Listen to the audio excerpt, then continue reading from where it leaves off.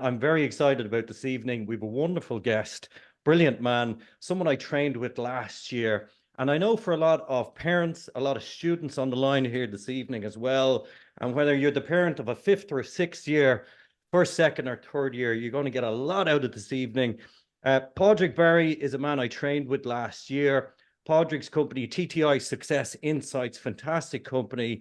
And Podrick works in the whole area of human potential, human capital, trains and works with people in terms of psychometric testing and making sure organizations and people maximize their talent and they get the right people working for them. And Podrick's going to explain exactly what he does. Podrick's a Galway man. He is a runner and also he is a motorbiker. And Podrick's a mentor of mine. He's been a great support, and I'm so excited he's joining us here this evening. So, Podrick, I'm going to jump straight in. So, one of the big things for parents right now and for students is they're trying to make decisions around the CAO. They're trying to make decisions for courses.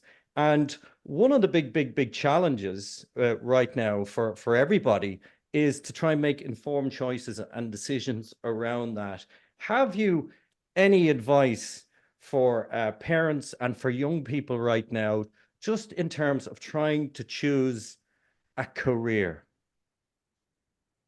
Well, first, good evening, Ray, and good evening, everybody. It's lovely to be here with you, and I look forward to chatting with you for the next 45 minutes. So in answer to your question, Ray, I want to tell you a quick story, if I may. My mum died last Christmas, exactly a year ago, 93 and a half, a great innings. But all through my life, she used to always say the same thing to me: Podrick, you should be a teacher. And here I am at 66. The problem was I never really listened to her. I never really understood. I had lots of ambitions, chasing the almighty dollar and many other things. And I didn't realize, in fact, that even though when she said, you should be a teacher, Podrick, she didn't really mean a teacher per se. It could have been anything where you were interacting with people, where you were in front of a group of people, where you were sharing information. It could have been a barrister. It could have been an actor. It could have been many things. What she actually meant was, you're good on your feet, Podrick, in front of a group of people, and you like sharing things with people. And my mum was a very wise woman, and I loved her dearly. But I never listened to her. Like most children who don't listen to their parents, no kid listens to their parents, really. Because what would a parent know? They're from a different generation. And so my answer to your question is, yeah, I do have advice. And the advice is that, in fact, the idea of a career is perhaps a misnomer. One shouldn't start thinking about a job or career. One should think about it a different way. And I think if any of you, anybody here, any parent here, I'm assuming this is all parents, but perhaps not. Any parent here thinking about their child or young adult, I suppose, who's in transition year or wherever, that block of time, you know what they're good at. I mean, you know, just by observation, you've known them all their lives. And just by observing them, you know what they're good at. You know where they would naturally fit. You can see what their talents are. And the secret, I believe, is to identify these talents, name the game. So I know it's Rayse the game, but tonight we're going to call it Name the Game. So can we name the game? And then can we take those talents and turn them into genuine strengths? How? By training and developing. So if we identify the talents and focus on them. I want to tell you one other quick little story. A long time ago, somebody asked me, and I ask this of people all the time. They asked me, did you ever get a grind? I said, yeah, actually I did. And they said, what did you get a grind in? I said, I got a grind in Irish. And they said, why? I said, because I was no use of it. I couldn't put two words of Irish together. And they said, what were you good at? I was really good at English. I was really good at history. I was really good. And they said, did you get grinds in those? And I said, no. And they said, that's the difference between the American model, they said, and our model. Our model, we get grinds that we're no good at, so we'll become average at them. The Americans get grinds they think they're good at, so they'll become world class at them. So I think this principle sort of applies, and certainly with my own children. I focus on my own children and I said, what are they good at? where are their natural passions, their natural talents, their natural strengths, and then how can they turn that into a career? And sometimes not necessarily let's call it a standard career path that you would normally say, this is the career path. And one of the big things today is the paradox of choice. There's 80,000 courses on the CAO. Nowadays, everyone wants to be everything from an influencer to working as a gamer to teacher. We've got every type of thing that's available to us out there. And obviously now with AI, and we're living in a technology-driven world, but there's so much pressure today. And I think you've made a good observation there. And what I try to do is it's all strengths-based training. We're talking about our strengths. So for someone tonight sitting at home who's 14 or 15 years of age, 17, 18, and they're sitting at home with mom or dad, and I think we in the training and what you do with psychometric assessments, you talk about two big things, which is drivers, or behaviors and motivators. Could you just explain to us a little bit about, let's start with behaviors and how you observe someone's behaviors and start to think long-term towards how you could get paid or how to build a career out of that. Yeah, absolutely. So, so in the area of psychometrics, and psychometric is just a measurement of the mind. So psych will be the mind and a metric being a measure. So a measure of the mind, these are tools that are designed, questionnaires or assessments that were designed, that when you fill them in, there's a high degree of probability that if you fill it in this way, the following is true, the report comes out. Somewhere around 90% and to 95% accuracy. And I would just, so everyone understands what they are, I'm going to give you just a quick one. The founder of our company, TTI, was called Bill Bonstetter. And he used to sell, he was a salesman originally, long time ago. And he used to sell to farmers in Iowa, I think it was, or maybe Ohio, I'm never sure. But he noticed that he would drive along and he'd arrive at a farm. And he noticed the farmyard, one farmyard was really tidy, a place for everything in this place. And then he'd go to another farmyard and it was a complete shambles. And he began to notice that certain farmyards and certain kind of people were the same. When he met the person, they were all the same. That kind of farmyard, the people were all the same. Then he'd see the mess farmyard and the people were all the same. And he began to realize there's certain kinds of people and they believe certain things, they act certain ways, and they manifest certain ways in the world. And this was his first interest. He ended up becoming a teacher and then going into research and then into the psychometrics. So the idea of a psychometric is, can we ask people questions, a battery of questions, and have a high degree of confidence that if we answer them a certain way, we can say certain things about them. So if the yard is nice and tidy and the machines are all clean, then we can say the following things about the person. Or if the yard's a mess, we can say the following things about the person. So that's the fundamental principle behind the psychometric. We can correlate answers to questions with certain behaviors, ways of doing things. Let me explain behaviors now and motivators to you very quickly. Behaviors are how you like to do things. That's all. How do you deal with problems? You know the way some people love a challenge. They can't wait for the next problem. They lean into it. And some people want to stand back and say, whoa, is this even my problem to deal with? You know how some people love to talk and chat and they're outgoing and some people are reserved. You know how some people move very quickly, very dynamic, and some people say, whoa, I like rhythm, I like stability, I like this nice and steady. Some people are very precise. They cross the T's, they dot the I's. And other people break all the rules. That's how we do things. This is a behavior thing. And then motivators, why we do what we do, what interests us. So for example, I'm resourceful. So in the area of utility, I like a return on investment. So when I give my kids their Christmas present, which is usually in an envelope, I want something back. I want them to do something meaningful with them, not just blow it on a concert. I say half it, spend half it and save half it. I'm always looking for a return on everything I do. So this thing of why do you do it? What engages you? What excites you? Why would you get out of bed in the morning? And these two things are really important, because I want you to imagine, just talking to parents now for a moment. Just imagine you're talking to your son or daughter.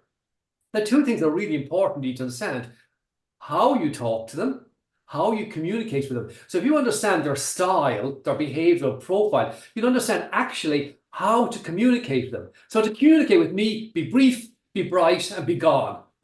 That's what they say for my profile. For other people, it's you ask questions.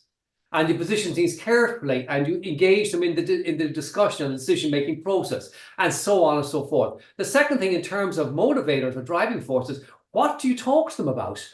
How do you phrase the conversation in a way that they will become engaged, they'll become excited? So, for example, let's say you have a son or daughter who loves learning. They're what we call intellectual on the knowledge continuum, instinctive intellectual. And intellectual has a passion for learning and truth, and they like breadth and depth of learning. If that's one of the motivators, one of their driving forces, then that's what you talk about. You say, oh, you know, Mary, or you know, John, there's a really interesting opportunity here to learn all about da. You don't say that to me. To me, you say, Podrick, you know, you can really shortcut a whole thing here and get a good point in your exam with 10 minutes study if you do the following. Resourceful. So an understanding what engages people and then how to communicate them, the why and the hows, really, really important. Of course, I would also make the comment, sorry, I would also make the comment, if you understand your own behavioural profile and your own driving force, it's helpful as well, because with the greatest respect to everybody who's listening, we all suffer from bias, and we all think, you know, the golden rule, don't you? Treat people the way you'd like you to be treated yourself. Well, that's wrong. That's a mistake we all fall into. The platinum rule, as you know, is treat people the way they want to be treated. To know that, we to know, number one, our own style, the way we will naturally communicate what's really important to us, and realize that's not what the other person wants. And then we have to know the other person's style, and say, how should we communicate this? And we need to then stretch and change and communicate and work with them in a different way. It's really interesting because one of the big things parents say to me, they're very quiet. They don't talk to me about school. And in some cases, that's a person who is, they're conscientious, they're quiet, they are reserved. My brother is like that. I'm completely the opposite. And I'm that learning person, by the way. I'm that one that talk to me about anything to do with books and learning. And I would just, for me, I would spend all day just scrolling Amazon, the books. Here's one of the big things that students say to me. They'd say, I would be more motivated to study if I knew what I wanted to do. That is a big, big challenge. And my tagline is motivating teenagers. And again, you're leaning into that why. So for someone right now who, and one of the big challenges for a junior cert student or a second year, it's so far away, this thing called a leaving cert. And even for leaving cert students, sometimes it's just to create that bigger why, if that makes sense. So any advice on a practical level for a young person? Yeah, I think what you said at the very beginning about strengths, this is a secret. Again, you would say that I would say the following, and I accept that. But if you can't name the game, it's really hard to do anything. To say somebody, you know, I think you're very creative. Yeah, that's sort of interesting. Or, you know, you're very studious. Well done, John, or well done, Mary. That's all very interesting, but it's not really very helpful. But if you can name the game and say, you know something, this is where you're really good. You'll be a great salesman. You'll be a great teacher. You'll be a great doctor. You'll be great because of the following things. Here are strengths that you have. I love, when I talk to my children, I've got 4 children, all grew up. Last one's finishing college, and all the other 3 are all long since done and dusted, thanks be to God. And when I talk to my children, I always talked about their strengths. What are you good at? What are your strengths? Now, how can you turn that into a career? What kind of things interest you? So I want you to imagine 3 circles. It's very, very simple. I'm sure you're all familiar with the hedgehog concept. Very, very simple concept. What am I really good at?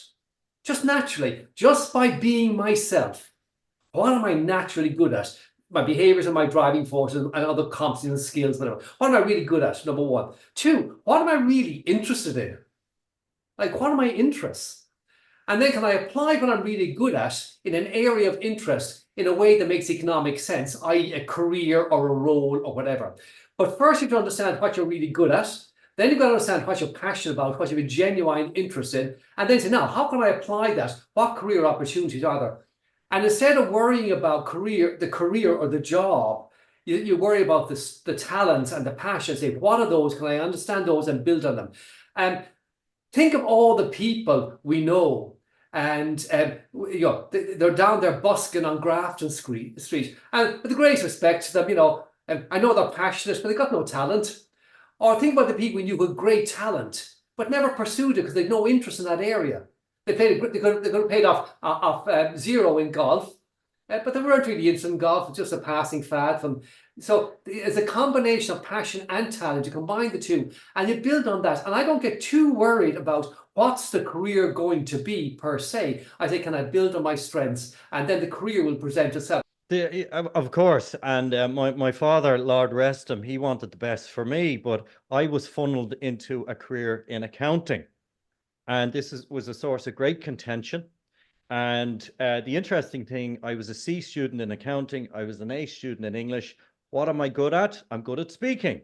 Yeah. I always good at speaking, good at reading, and love an audience. And I worked in the most opposite field of and I trained, and I really struggled in that career. Why? And to be fair to my dad, he was thinking long term, he was thinking career, he was thinking economic opportunities. But I got put into an area, or was encouraged and told to go into an area that really, really, really, I was not firing on any cylinders, never mind all cylinders. This is why I'm really passionate about this, because I spent 10 years literally struggling. And this is the big thing. And I suppose this is the purpose of this evening, because we're talking about strengths, we're talking about talents. And that's why, everybody here will be sent out the psychometric assessments as well. One of the big things, let's just talk through the whole concept of ikigai. And you just spoke about it there. I hope we're pronouncing it well. Ikigai. Ikigai, that's it. If you have to work hard and study at something, and we all have to work hard. Let's not kid ourselves. There are no shortcuts. The only piece of advice I ever listened to from my dad when he said, Porrick, the long, hard slog, that's the shortcut. And he's right. There are no shortcuts. There's no easy way.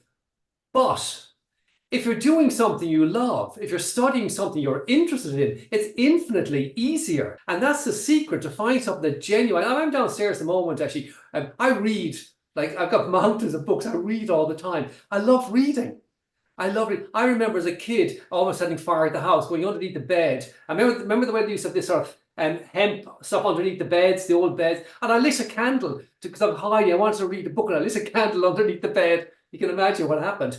So, if you can find, and nobody could recognize these, like you, Ray, back in my day, it was get a job. You get into the bank, get into the civil service, go to college, you could get a reliable, pensionable job. If you can identify something that you're actually a talent for and a passion for, it's much, much easier to study. Much, much easier. And by the way, if you know your behavioral style, your drive forces, you'll know how you should study, because we study different ways. But I'm a great believer in the concept of ikigai, that Japanese concept of finding your purpose. And to break it down again, it's really talent, passion, and a way of using that effectively in the world to make a buck. I mean, we all have to live. We all have to pay the bills. And there's a lot of pressure today on teenagers because of social media, on everybody. And it's all find your passion, find your passion, find your passion. And, this world that we now live in with the perfect life, and we see people online who they look perfect. They've got the dough, they've got the money, they've got the labels, they've got the brand. And, there's a lot of pressure to have it all figured out. And what I suggest is that you break everything down, slow down, back up the truck. This is a process. Any advice on the process? Yeah, absolutely. I mean, I think you're 100% on the money there. So we need to step back from that. You're absolutely right, and recognize this is a process. And how do we eat an elephant? And we know it one mouthful at a time. And so I think the same is true of this. If I was advising anybody, I'd say, forget about finding your purpose. Forget about that idea. It's too nebulous. And say, can I identify? And that's why this for psychometrics and things like that. And there are other tools as well. So I'm a great believer in breaking it down into pieces, one little piece at a time. Everybody knows what they're good at. They really do, or if they don't, their parents do, just by observing them. You know where the natural strengths are. I say, okay, you're like, you and I were two talkers. So he said, okay, we're talkers. Okay, fine. I'm naturally, I'm articulate, I'm whatever, blah, blah, whatever the words are. He said, this is what you are. You're good at this. You're confident on your feet, or whatever. So once you have those kind of things, you understand, how can you build that? In acting school, in Toastmasters, in elocution, in debating, in what can you actually do to hone that? And then where can you apply something like that? Are you interested in law? Would you like to teach? Would you like to be on the TV? hosting something. So I think the secret really is, as you say, break it down to little pieces, understand them, and then focus on those things. Say, how can I build those into something? The CAO is a challenge. Their deadline dates, unfortunately, that is a problem for sure. I don't dismiss that in anywhere. It's a real issue for them. Can you talk us through, Podrick? And by the way, just to let everybody know that we will be sending out 2 assessments. Just talk us through, for example, what DISC profile actually is. It's very well known. It's very well used in the corporate world. And just talk us through in simple terms how that works. Yeah, sure. So I want you to imagine an XY axis. Simple XY axis. Just draw it in your head. Vertical, horizontal. And at the top of the vertical axis, write the word results.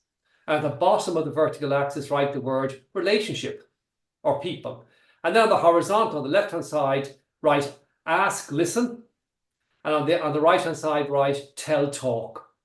Now we've got 4 quadrants. People who are results focused, ask, tell, talk.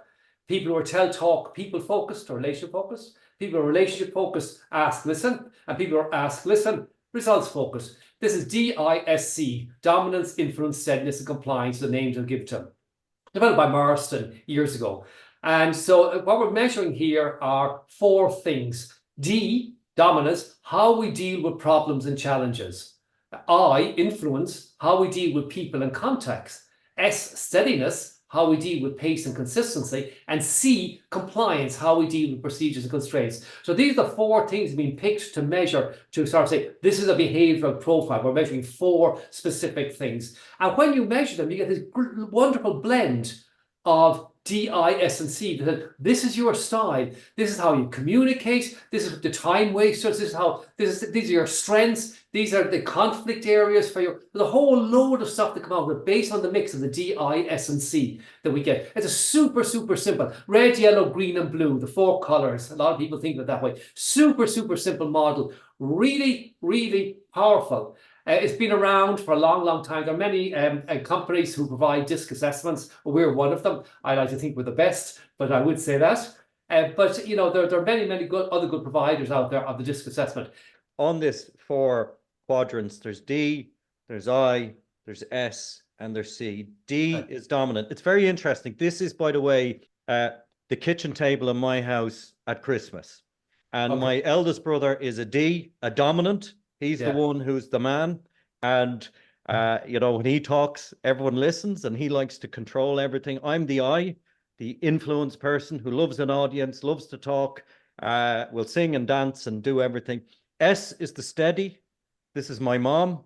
She likes to keep everything kind of calm, under control. She's the steady ship. And then C is my younger brother. He's conscientious and he's quiet and he's kind of like the beaver. You know, he'll sit quietly and doesn't feel he needs to be talking all the time. So it's a real interesting dynamic. But for anybody out there, DISC, so this DISC model, it's very, very, very informative, certainly for communication. And one of the big things before we go into motivators, obviously at home, we have a lot of disputes just after dinner time about who's going to take out or who's going to put the stuff in the dishwasher and clean up and do the chores and all that sort of thing. Any advice for parents out there and for young people in terms of how to harmonize communications? In other words, those little rows, people, you know, the personality clashes at home. Any advice around that? Yeah, 2 or 3 pieces. It's a good question. And the first one is, we all know the old adage, seek first to understand and then to be understood. But I want to twist a little bit. You first have to understand yourself. If you don't understand your own behavioral profile, how you communicate, how you interact with people, then you're starting from the wrong place. You have to understand how you interact yourself and what you do. That's the first thing. And how people, we always say, I'm the expert of my intention, you're the expert of my impact. So we need to understand our own behavioral profile and how people experience that. So that's the first thing. The second thing, we need to understand the other person we're talking to. What's their behavioral profile? And how will they receive a message? How should one communicate with them in a way that actually they're open to receiving the message? And I think if you do those two things as a starter, understand yourself and understand the other, then at least you're at a point where you can have a meaningful conversation. Regarding again, for parents, we have to ask the question: who's going to be the adult in the room? And of course, all parents stretch themselves to accommodate their children because their children are younger people and they don't have the emotional maturity that an adult has. Because we know that EQ is ageist. The older we get, life knocks the hard edges off us, and we become more emotionally mature. So we're more capable of adapting and stretching. But it's important to understand the differences. It's important to understand where the conflicts will be, where the clashes will be. Take about your kitchen table for the Christmas dinner. You know, where will the clashes come from, and why will they come? And again, when you have somebody psychometric, you can name these things. Now, this is a secret. You can name it. You can't do anything else. You can name it. Say, oh God, here he goes again. That's not very helpful. Knowing why he's doing what he's doing, how to communicate with him, how even to give him feedback. I mean, something as simple as that. How to give somebody feedback, how to tell them they're misbehaving or that what they did is inappropriate. Or for everybody, it's different. And if you know their behavioral profile, you know how to communicate that message in a way that they can receive it. And all of a sudden, the last point I want to make on this, I love to depersonalize things. So, you know, when young Johnny misbehaves or they won't put the stuff in the dishwasher, they won't wash up, or they won't clean their room, or they won't do it, we get frustrated, we get annoyed, we get upset, we get whatever. If we can name it, we can depersonalize it. That's Johnny being this. That's Mary being that. We can understand what it is. We understand it's part of their makeup, part of their profile, and it's different from ours. And we have a great expression in this business, honoring the difference. It's not about putting up with it. It's about honoring, recognizing different behavioral styles, and they manifest different ways, and they will change and manifest differently as the people grow up. So naming your game, I keep going back to it, I know, Ray, but I mean, it is ultimately the answer. We have to put a name on it, and we put a name on it and understand it, we can do something about it. Otherwise, we're just sort of poking around in the dark and hoping for the best. I often talk about ships passing in the night, complete miscommunications. Because remember, in communication, I have a thought, I say something, the other person receives and they translate it. There's a lot of space for things to go wrong there. And if you understand the way you communicate and you understand the way the other person receives, there's some chance of improving the communication. I learned that lesson from a principal down in a school down in Wicklow, and he had to suspend one of his students for he got into trouble fighting in class, and of course his parents were brought in. And he sat there and he said to the mom and the dad, say, look, I like Sean. I just can't accept this type of behavior. And, you know, fighting in class, we can't have that here. I like you, but I just don't like the behavior here. And it separated the two. And this is what we're talking about here, is to start to separate out behavior styles and the person. We say there are no good or bad in any of these things, even though that behavior was inappropriate in that particular context. That's not the place for it. But there might be a place where that behavior was appropriate. You know, that was just the wrong place. And maybe just the person was too young or whatever. They didn't understand you can't do that there, but you can do it somewhere else. If we understood what really interested them, like why were they fighting class? Why was he being disruptive? What was going on? What was his learning style, for example? Was he completely disinterested in what was going on? Was he bored out of his skull? Can we understand what excites him? I remember years ago, I had three teachers who really, one was Mr. Gaffney when I was in first class in national school. And he used to do shapes with us. He'd cut out these cardboard shapes. We'd do all these designs. And I loved Mr. Gaffney. And he was a brilliant mathematician who gave up mathematics and went back teaching national school because he loved kids. Quite an incredible man. But I still remember Mr. Gaffney, and that's a long, long time ago, like 60-something years ago. And I still remember Mr. Gaffney. And I remember teaching us songs and doing all this art with them. And I never realized I'd create a streak in me. It took me years and years and years to realize what was going on there. But he saw it. And he recognized it. So if we can understand what engages somebody, then I went to school where people would beat me with a big long ruler. I mean, it didn't work, and I fought back, and of course, I was disruptive like that kid in school. So understanding this is really, really helpful. And so understand the why. Like, why does somebody do what they do? What excites them? I had another teacher in biology, Michael Leonard, in secondary school, and again, I loved the all the drawings. So the section of a leaf, the life cycle of the liver flukes, whatever. I drew them. I drew all this stuff out in patterns. And I loved it, and he loved what I was doing, and I got on really, really well with him, and I did really well. I loved biology, did really well in biology. So understanding this, if you can communicate with a child or communicate with a young adult in a way that they understand and talk about the things that interest them, that engage them, then you're onto a winner. You really, really are onto a winner. And that's pressing the right buttons. And you know what often parents will say is they're not doing enough study or not doing enough homework or Yeah. and what I'm always curious about is well, what is a person's, what are they interested in? What button do you need to press? Which brings me to the driving forces. And one of my favorite books is a book called Drive by Daniel Pink. By the way, if anyone's any questions, type them in, or we can give opportunities in a couple of minutes for a question. But please type in if you have any questions. Thanks, Sheila, by the way. If you do what you love, you never have to work a day in your life. I can testify to that. And Podrick, I know you can too. One of my favorite books, Drive, Dan Pink, and he talks about in that motivation. Talk to us a little bit about, I love the concept of drive, motivation. Where does this come from? What are driving forces, and how can someone tap into that? Okay, I have two comments. So remind me of the second one is that motivation comes from success. So remind me that in case I forget it. Okay, I'm actually downstairs. Like before I came up for this call here, I was having some bread and pâté left over from Christmas, happy from Christmas, and I was reading a book called The Intelligent Investor. And I knew I said, Podrick, I thought you weren't interested in finance. I thought this, I thought that, I thought the other. And the answer is, yeah, I'm not. However, or I'm not intellectual either. However, I want my investments to work and I don't want to lose my money. So I'm willing, because I'm high resourceful, I'm willing to invest time, and I'm reading a really, really good book, perhaps the best book ever made, written on investment by this guy Graham, and called The Intelligent. And I'm willing to put hours of study into that. Why? Because I'm high resourceful. I don't have a lot of money, and the few quid I have, I can't afford to lose it, and I want to take care of me in my old age. So I'm willing to invest that. That's me pushing my own resourceful button. So when you understand these buttons and you can push them, you can really get people to them. For example, young Johnny won't study. And by the way, if there's any young Johnny listening here, I'm not talking about you. I'm talking about the ubiquitous Johnny. So young Johnny won't study. Okay, John, but can we find what he's interested in?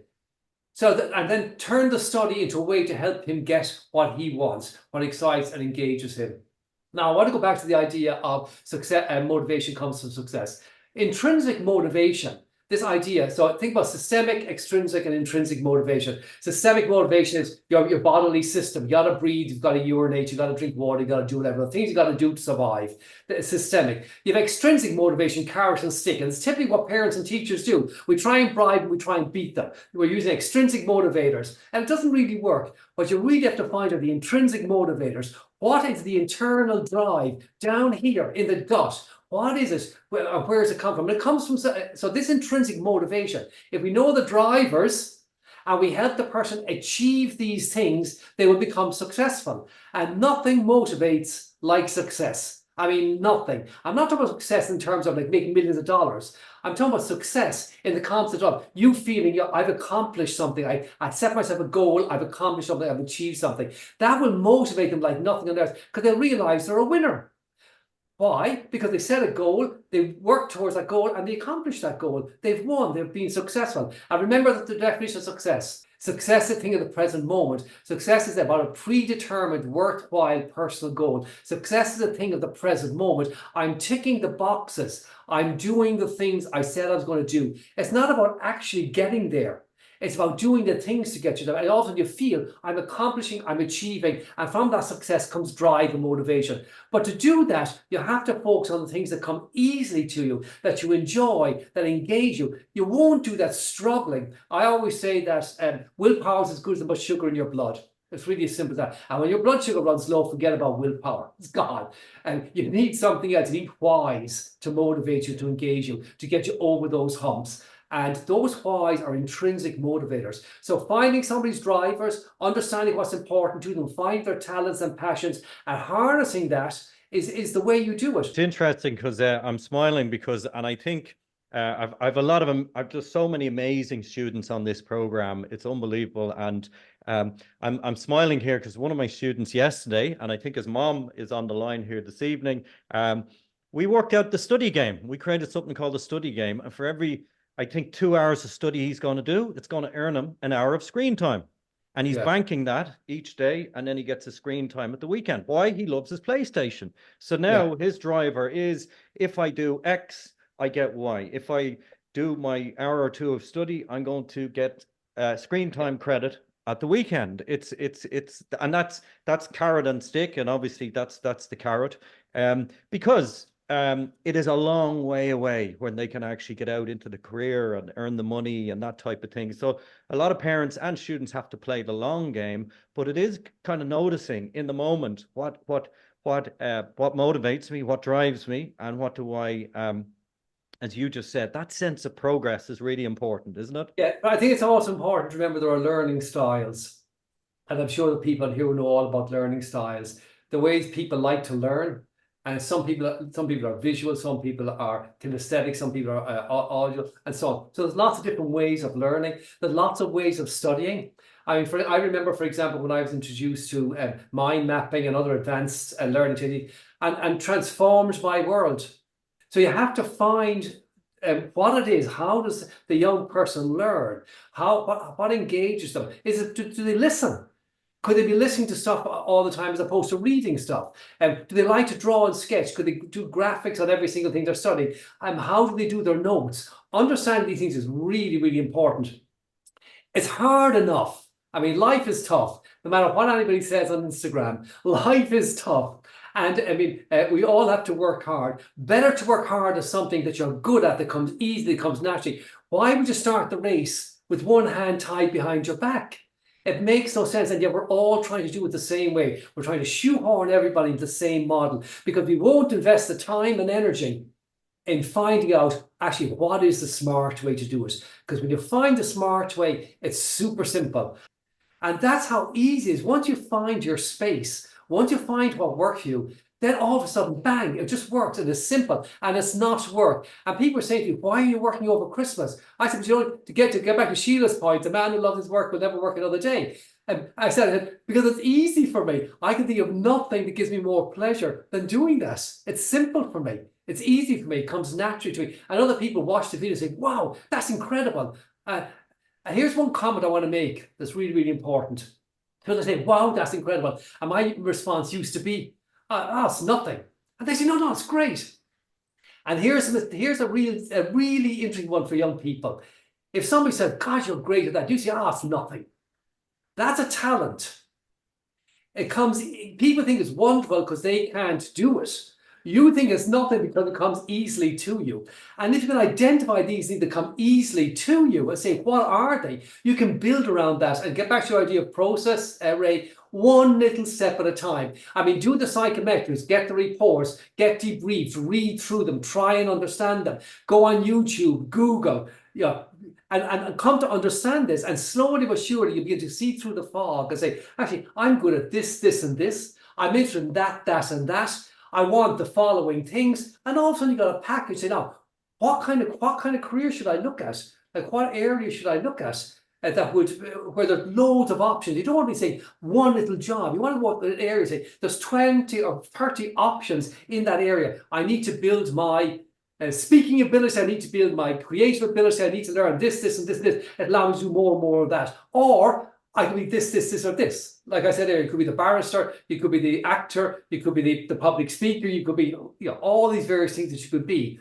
But it's the one skill, it's the one talent, it's the one interest. One last comment on this. I'm talking about something that interests me here. I can talk about wellness, human performance improvement, health and fitness. That's things I can talk about that I'm really interested in. But I can't talk about other things because I'm not interested in them. So it's not just about the talent, it's about applying the talent in an area of interest. You have to understand what the area of interests are as well. And one of the things, and I suggest this all the time to parents, is to be curious.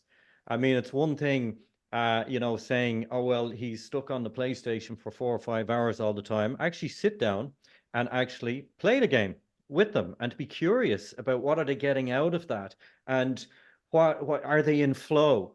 Are they, you know, creating? Is it a game of Minecraft? And again, there's lots of different ways of looking at all that. We've got a question, and I do want to wrap things up. And one of the questions here is, do the results of the psychometrics test change as a person matures? Great question. And i.e., can you do them too early or too young? In other words, older teen versus younger teen, and find that person has changed and the results are no longer valid. Thanks to you for that, Elaine. Great question. The challenge with doing a psychometric assessment with somebody who's very young is they won't actually understand the questions. It's not that they can't answer them, it's that they may not be able to understand them. So my first answer to this is yes, you can do them too early sometimes because the person, the young person won't actually understand it. They won't understand the nuances. They don't have enough life experience to understand the context of what's actually meant. In that particular case, the parent can do it for them. And you answer this question based on your experience and what you think. And you'd be surprised how accurate they can be. And I think once a young person, a young adult gets to 16, 17 years of age, for sure they can do them. But I think younger than that is a challenge. The second thing, go ahead, Ray. No, I was just going to say, we will be sending out 2 assessments. If we don't get them out tomorrow, they will be coming out over the next few days. For anyone under 16, we'd suggest that the young person, the young Johnny, Jane, they do them with the parents. And then for anyone over 16, they should be able to do them on their own. And then out of that, that will produce 2 reports, and the reports are going to be sent back to you. And then parents and the young people will be able to sit down and read through the reports. And there's going to be lots of different information in there. Quite the question then is, does it change over time? And the answer is yes and no. So in terms of behaviors and motivators, so behaviors and driving forces, discrete driving forces, the answer is pretty much no. And you might find maybe 10% change as they mature a little bit, they answer the question a little bit differently. But the fundamental energy, the fundamental behavioral style, and the fundamental drivers are formed at a very early age.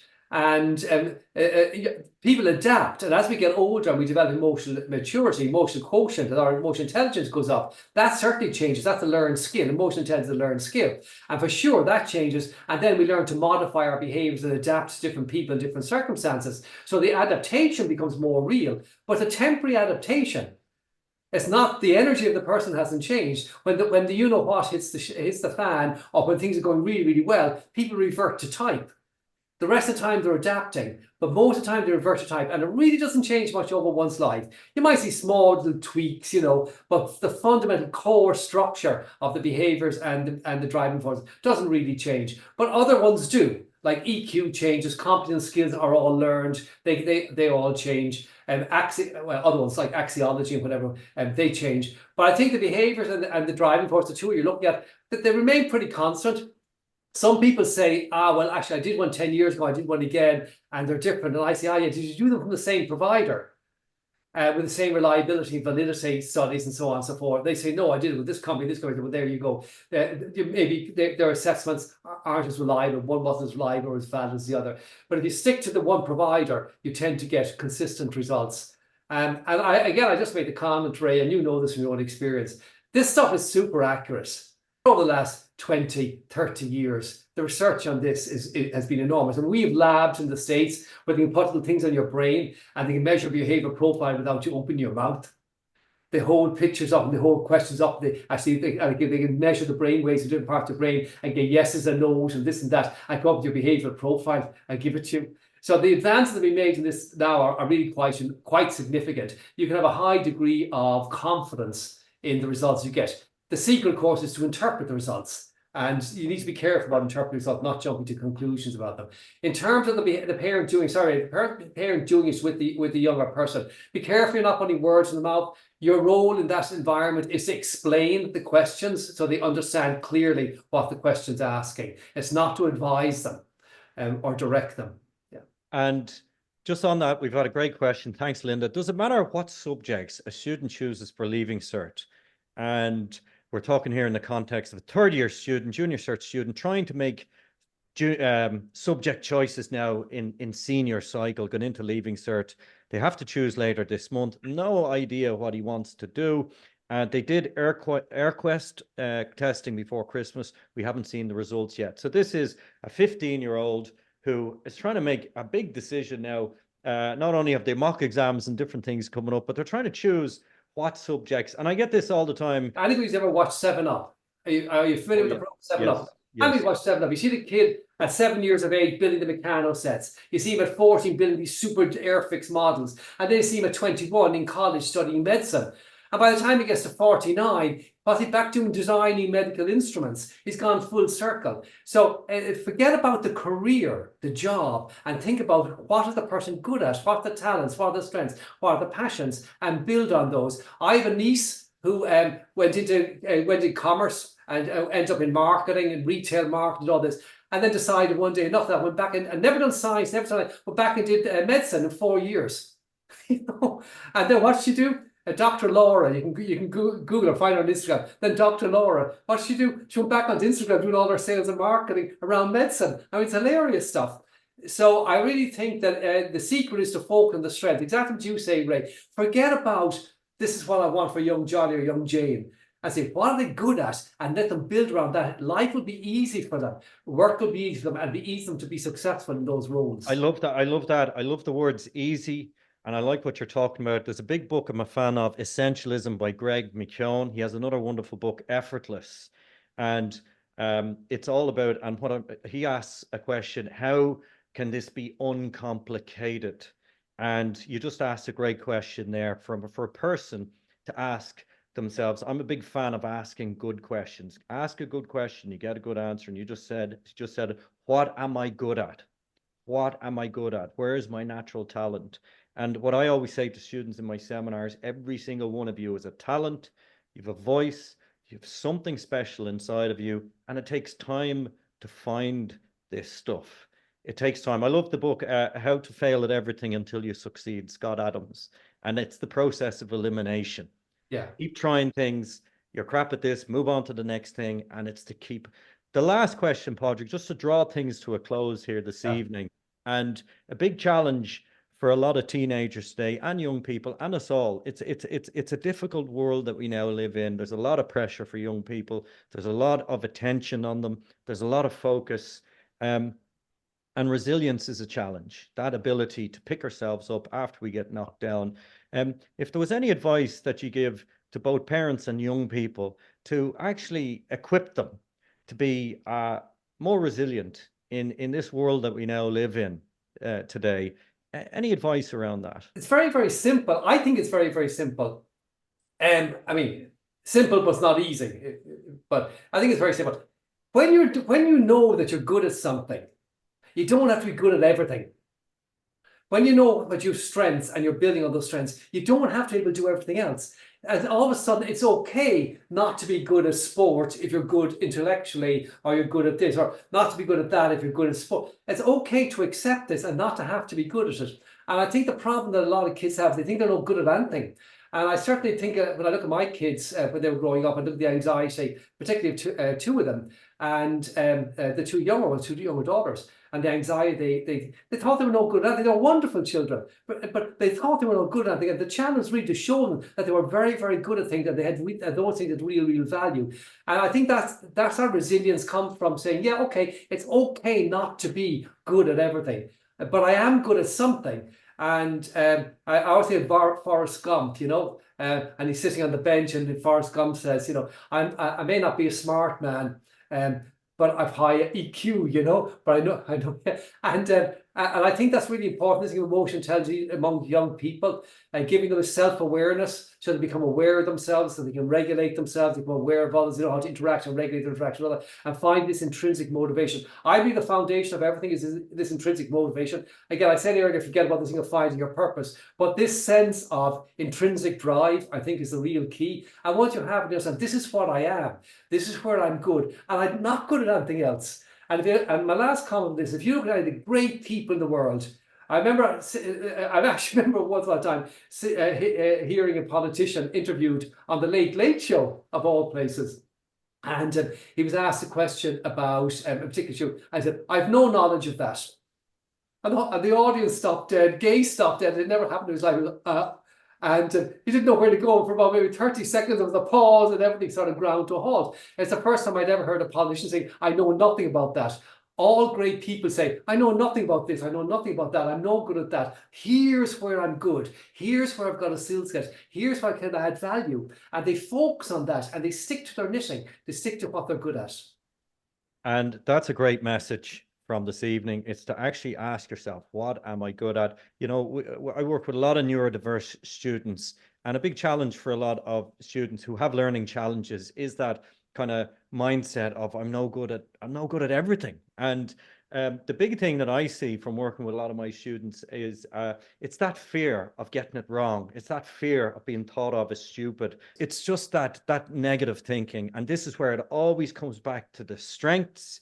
It always comes back to observing the positive behavior. And it's as simple as something like saying to your teenager, you know, I like the way today on the if they're into football, I like the way you dug in the second half there today when the going got tough. You showed great resilience. Or I like the way you were kind towards your friend, Anna, when she was struggling with something. You were a good friend to her. So now you're pointing out their positive traits. And I know it's difficult for parents of neurodiverse students where they are hit with that negative thinking all the time, but it's about you, again, sticking with them and focusing on their strengths. And believe you me, the penny does drop. And that's why we try to focus on positive psychology here. Podrick, it's been an absolute pleasure to be with you here this evening. I just love your energy. I love your positivity and I love your knowledge. And I hope everybody here got at least 2 or 3 nuggets out of this evening. We've shared a lot of information. We will be sending out the psychometric tests. You are going to get a lot of value from this. The reports then will come back, and then we will do a bit of extra help and coaching around that to help people make better decisions and give them an awareness of their strengths. So Podrick, thank you this evening. Any last word before you want to sign off? Yeah, if they want to read up on the assessment you're going to get, particularly on DISC, go to discassessments.ie. And it's just one of these big, long, one-page websites all about DISC. Or go to ttisii.com, our website. You'll find a load of information there, and you can resources and whatever on the motivators and driving forces. The more you can read about this, the better you can understand it, and the better you'll be able to use it effectively with your children, you know, for success. And the best place to get yourself, Podrick, if anybody wants to connect with you. Yeah, well, I mean, there's a few things. Go to Barry's blogs, BEROYS blogs, BLOGS, and that's my YouTube channel. I tweet 300 or 400 videos up there, and you can find out a lot about a lot of our stuff there. But if you want to contact me, if you want anything from me, please feel free to reach out to me. You get me on LinkedIn, or you can get me just get me my name. Actually, it's the easiest, Podrick@berry.ie. And I'm always happy to take an email from anybody, and I'll shoot you back. At the very least, I'll shoot you back a response and maybe point you in a particular direction. And on that note, it's time to get out of here. It's time to rock in to the rest of the evening. Podrick, thanks for your time. Thank you, everybody, parents of the Elevate and Raise the Game program. Thank you for being here this evening. As always, huge turnout. And looking forward to cracking back in with the Monday motivation call next week. We got a lot of good stuff coming your way in the next couple of months. So get ready to raise your game. So on that note, Slán, good night. Take care. Goodbye. Bye-bye, everyone. Bye-bye.